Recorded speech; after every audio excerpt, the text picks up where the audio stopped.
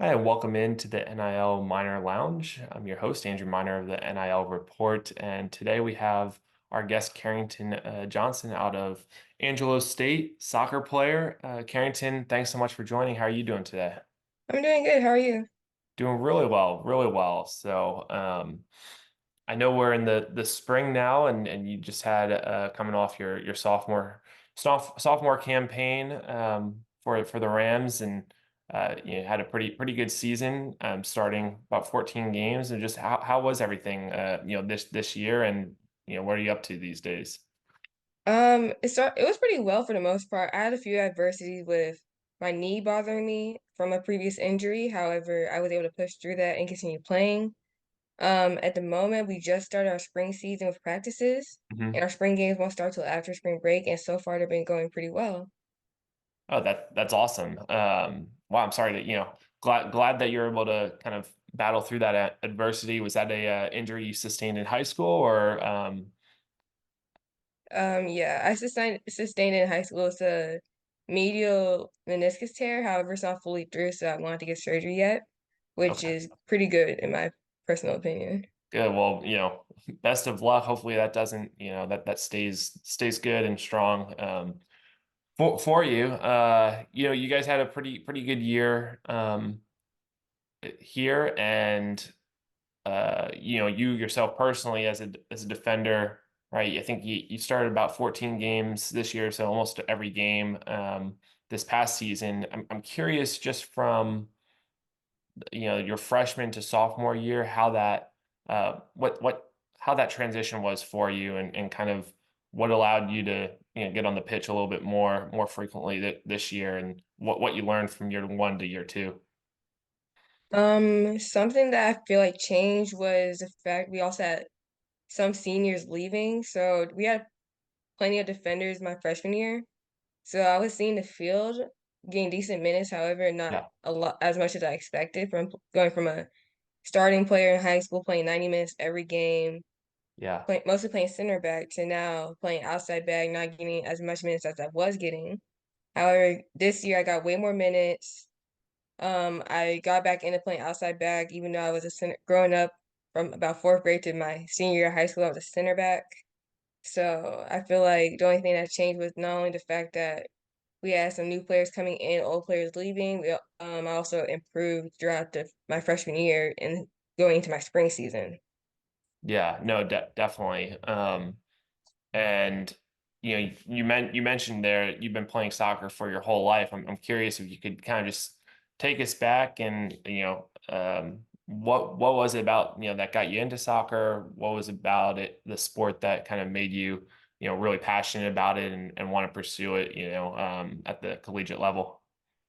I started playing soccer when I was about 3 or 4, and I was trying out different sports at the time. So I went from doing dance, gymnastics, basketball, t-ball, baseball, any sport you could think of other than like ice skating or anything like that. Yeah, But soccer was the only one that truly stuck to me. And my freshman year of high school, I actually had torn my ACL and was out for that entire year. And at that point, I was like, not sure if I want to keep playing due to yeah, the fear of coming back and not being as good as I was. And as soon as I hit like my first game back, which was in about May for a showcase, I started getting emails from schools, even though I wasn't able to respond back. It was like inviting me to camps, showing interest in me, and I was like, I could keep doing this. I could go to the collegiate level, playing against difficulty, like higher level and everything. yeah. Wow. So you said you tore your ACL, and then were able to battle back from that adversity even, and you know got noticed by a lot of college coaches and everything like that, inviting you to camps. hmm What was that process like, kind of going through that injury? It's such, especially as like kind of an underclassman in high school. It was hard because I love playing and it's hard for me to watch without being able to play. So like during the season when wasn't able to play, I was taking notes on what I could do to improve, like what could be fixed during the games. So whenever I was able to come back, I was able to use that knowledge from taking all those notes and add it to my gameplay.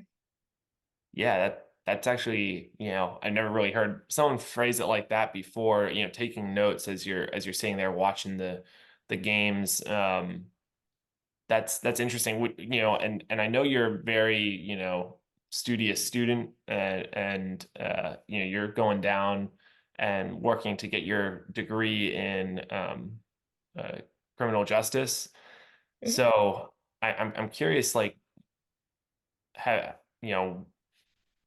how do you relate, what you do in the classroom to like studying soccer as well, and vice versa? Like, kind of what are those study habits for you that kind of, help you click and improve at such a, high level?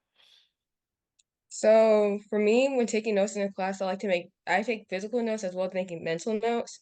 So whenever I'm in practice, learning drills or anything, or like watching different types of film, I'll take mental notes of that. And while I'm like, it's like how I take a test. Whenever I'm taking a test, I like think back to those notes, like word it out in my head so Hmm. that I know what I'm doing. So I do the same thing when it comes to soccer.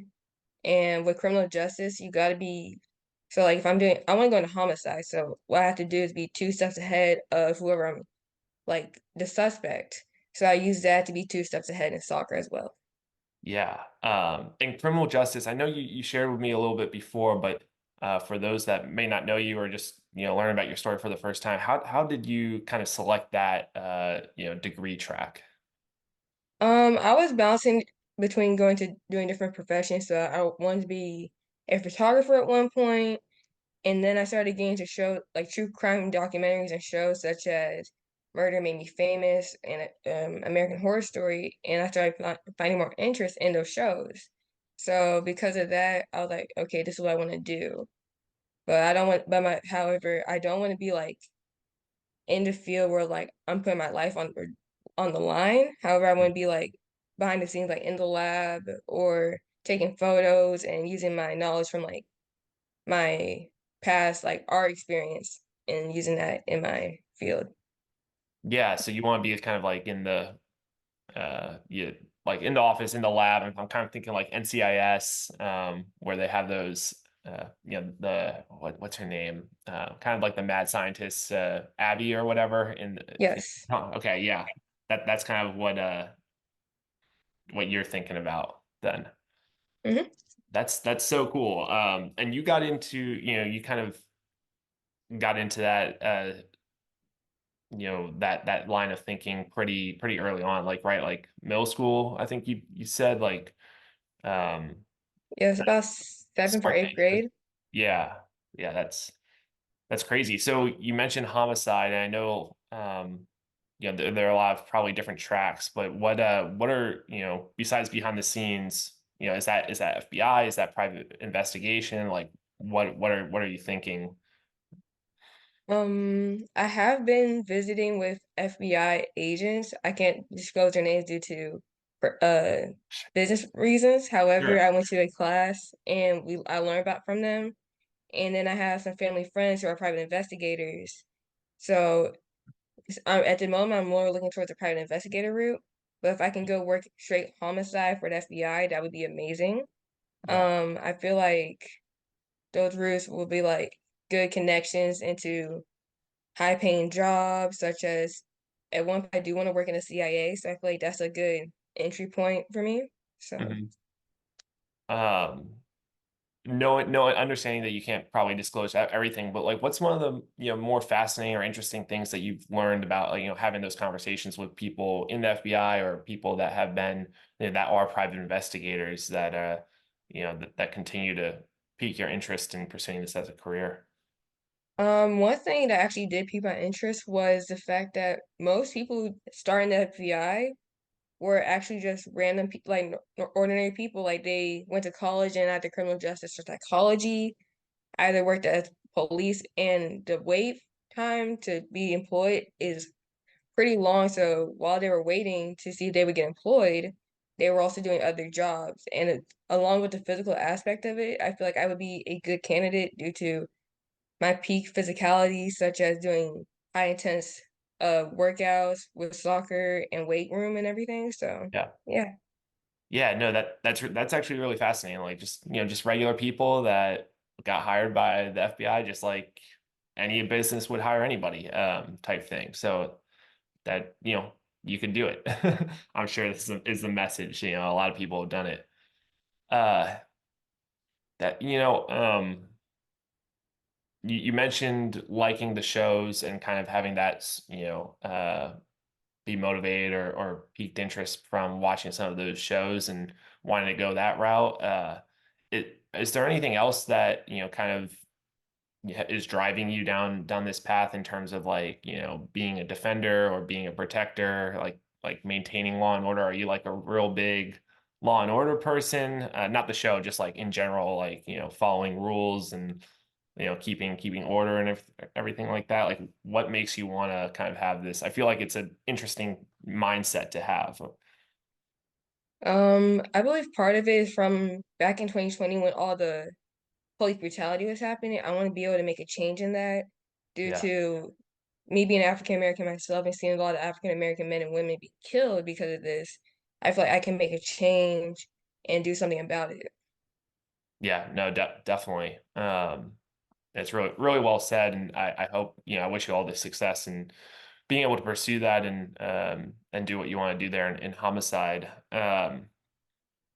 You know, you're one of the, switching gears a little bit, hard to switch gears after that, but you are a Lone Star NIL ambassador, one of 10. So again, congrats on being selected there. Uh, how did you, I guess, find that opportunity, and what does that, being an ambassador mean to you for Lone Star NIL? I found an opportunity. Our athletic coordinator, I believe, she sent on an email about it when I was on my way to one of our games. I was like, oh, let me sign up. I'm hoping maybe I'll get selected because it's like it was like a very new organization. Yeah, And now since being selected, I've been using that to network, like where I live, where I'm from, there's like a lot of kids that would look up to me when I was in high school. So I'm using that um influence to help them with the ones, especially the ones who want to play in college. It's yeah, gonna help them more be like, oh, she's doing this and she's doing this. Maybe I can do that when I get to college. yeah. And you're from Wiley, right? Hmm. What have you done anything specific, like, reaching back out in your hometown community, you know, to assist other younger athletes, maybe at your high school or otherwise? What have you kind of done, in that area? During the summer, whenever I'm at home, I train kids in soccer and sometimes in track since I used to run track. Yeah, And there are some kids who are playing club at the moment. So like I'm talking to their parents after the training session and explain to them what they can do if their kid wants to play soccer to inspire to play soccer from the camp. I will give them different clubs so that they can start reaching out to these coaches and everything. And I just recently, back when I was at home during Christmas break, I visited my old high school and was talking to some of the players and helping them out with whatever they wanted to do following high school. wow, that's great. That's terrific. So, um, I know a lot of players are giving back, and glad to know that you're doing the same, and to kind of show that, yeah, it is possible to, do all these things. So glad to know that you're taking advantage of that and really, putting maximum effort in there. You know, with NIL, obviously that's the big, um, the big shift in college athletics. Athletes can make money by, coaching, or doing opportunities like with Lone Star NIL or partnering with Nike, Gatorade. What have you kind of seen at Angelo State? Of course, a D2 university. I'm curious what your experiences have been there. In terms of working with, the university, your coaches, and also what your teammates and peers have, been able to do in that area, what you've, experienced. Um, so with the university, I was able to do a campus ambassadors thing with this brand called Bubbler. And my coaches, I've been asking questions about what the NIL deal is, as well as my teammates asking as well.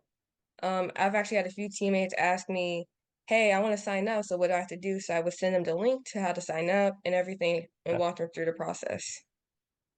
Yeah, that's great. And moving forward, I'm curious, kind of what are your goals? Obviously, um, we talked about your career goals, but what about while you're still at Angelo State? Kind of what are the goals both on and off the field, maybe of where you want to go, where you're expecting to be, as you work your way through the spring season in preparation of next year, and then um, kind of what else you're maybe trying to accomplish in the NIL realm off the field. In the NIL realm, I'm trying to find partnerships with larger brands such as Nike, maybe JBL, because I know they have a campus ambassador program. And other types of programs such as I just recently signed up to partner with Coke. Hopefully they reach back out to me. Okay. Um, and as well as on the field, I plan on working hard so I can have a full-time starting position, playing all of the games, make building up my strength in my legs so that I won't have any knee problems or anything like that, or face any injury along the way. Perfect. And then in your free time, what I know you have a lot of different hobbies in your that you like to do. What can you share some of those? What you like to do in your free time? What you're doing these days when you're not focused on soccer or school? Some of my hobbies I love are drawing, listening to music, knitting. I've just recently taken up knitting, so I've knitted a blanket, and I'm Okay. hopefully gonna probably knit a scarf or something for my sister or anything, or maybe another blanket for her. Um, and yeah, and photography. I love taking Yeah. pictures. Yeah. Have you thought about selling those what you're knitting or selling the photography stuff services, things like that? Obviously, you can do that with NIL. Have you thought about doing any of that? I actually have, especially since I have a DSLR, which is a high quality camera. I've been thinking about maybe taking graduation photos or just doing like freelance jobs, such as like going to football games, basketball games, any type of sporting event, and just taking pictures and publishing them on social media and getting my name out there. Yeah, I'm sure a lot of people would love to, you know, probably hire you as as a college athlete that also have these other skill sets. So that's really interesting, unique. I appreciate you sharing. So you're knitting the blanket. You'll have to keep us posted on how that how that goes. I could totally see you know uh just those being you knitting and then posting them on social media and selling them. So I don't know. I could totally see that. Well, Carrington, I really appreciate your time. Thanks for coming on and sharing a little bit of your story. I think it's really impressive and admirable what you're trying to accomplish here. Where can people follow you, kind of on social media, and follow your your team and your story as you journey forward? I'm mostly active on Instagram, so they can follow my Instagram at Carringtyn Johnson, spelled Carringtyn, last name Johnson. I also have Twitter, but I'm not very active on there, so I only post like for my NIL stuff and everything on there. Sure. But I'm mostly active on Instagram.